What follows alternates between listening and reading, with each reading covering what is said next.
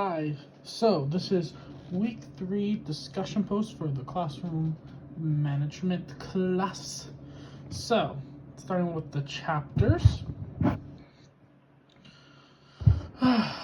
Something that I thought was interesting is that everything that we have read in the book has been something we have been talking about in class. Student behaviors, like usually being caused by a way bigger picture, something that we probably might not see at school, but sometimes outside school, but we can also see it at school, these problem and harmful behaviors. And how we should not be blaming our students when it comes to their behaviors, especially when it involves our classroom. Because their behaviors, although could be disruptive and although could interrupt the flow of teaching in the classroom, we are there to help them and teach them.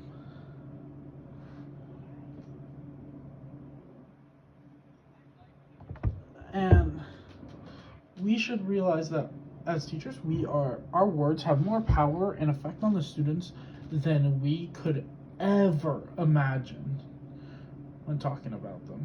So I think we need to be thinking about what we say, especially when dealing with children that could be somewhat problematic. Alright, so for question 2, let's get question 2. So with the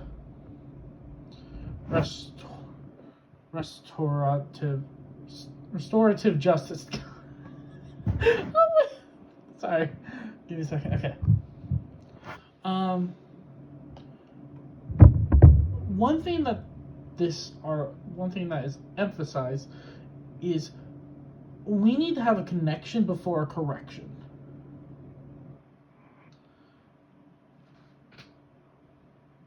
Because a lot of teachers who don't have connection can't really correct behavior. They don't know how students act and how we can deal with it. But also, it's a approach that is based on respect, accountability, and empathy. And our goal is obviously to repair relationships, and in general, our students are our number one priority, so we need to figure out how we can stop these behavior issues that are relevant in our class.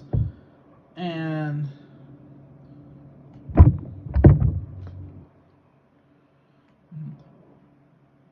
we need to realize students are working with us as well as we are working with them.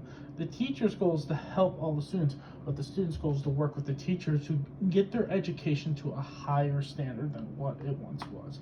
And I believe that the best way is through connection, and if they're having behavior issues, we should not be correcting them unless we have a good connection with them, because they will look at us thinking we do not know what we're talking about, and it can burn bridges that we need to focus on building. Alright, my classroom management philosophy. This is the question I was very excited for. My number one thing that I did on day 1 of my classroom is I had a PowerPoint and just talked about myself. Now you might be wondering, why is this important to my classroom management philosophy? I am showing that even though I am an older individual, even though I am not the same age as them, I too am human. I'm showing them that I have interests outside of school. I am not just someone that's there to teach them. I also focused on those first few days, not really like helping the classroom, like organizing and cleaning stuff, but I was mainly working with every student and talking with every student.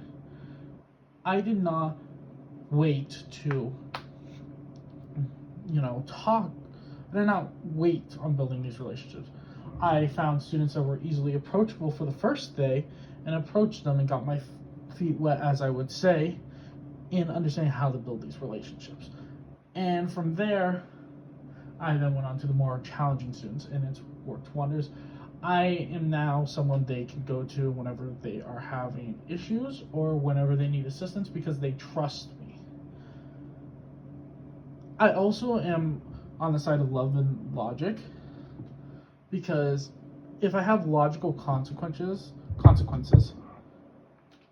I'll be able to teach responsibility better, and that is something that I like. And I don't like to punish all the time. I hate punishing students. It makes me feel bad. So I usually offer choices and even empathy, which has helped, which from what I've seen as a teacher, has helped students stop feeling shame and fully encourages them being able to own up to their mistake. And I usually have students involved in my decisions when it comes to routines and problem solving. Like, one time we were going to a music class, and I was like, okay, so let's try not to talk, and if we don't talk, what should we get in return? And the table group's like, everyone should get 5 points for their table. I'm like, that's a good idea. If none of your table mates talk, we'll be able to give you 5 points. And it had worked wonders. There was no talking in the hallways. And this mirrors just what the CPS and RJ principals said, which were obviously, sorry, give me a second. Scrolling up, which is the articles. And I'm grateful that these articles helped. Alright, finally, school trauma. I'll be honest, I think my school is very trauma-informed.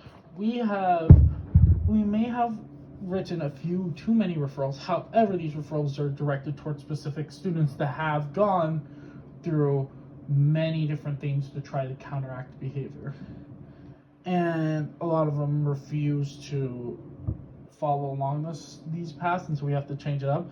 But I believe overall that students are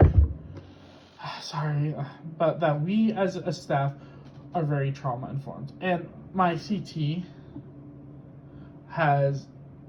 we have a student that has really bad trauma, and my CT is very well informed. One of our big writing projects was a self-reflection essay, or a narrative, personal narrative, and knowing this student's background and what has happened in the recent life,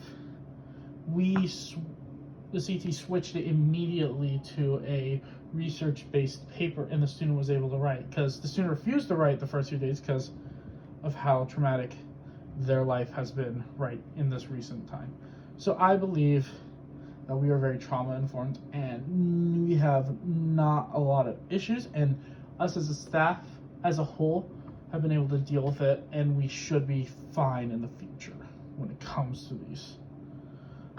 Anyway, that's my week 3 discussion post. I hope you guys enjoyed, and tell me if you agree. Peace.